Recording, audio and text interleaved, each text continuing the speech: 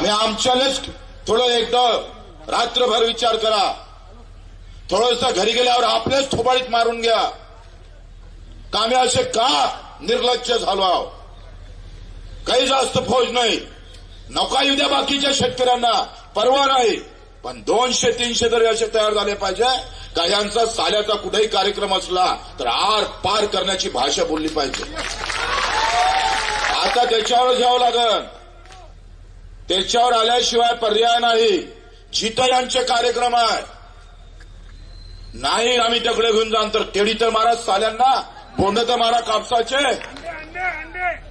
अंडे फेकून मारा, ते खाऊन टाकन साले अधिक वांदा. ते म्हणून बरेच झालं अंडे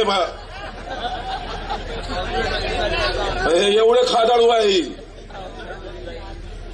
उरले सुरले बायकोसाठी घेऊन जाणार अधिक.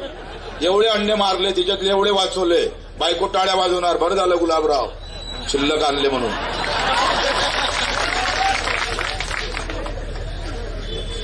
आम्ही पाहतोय सगळा चिथळा करून टाकलाय.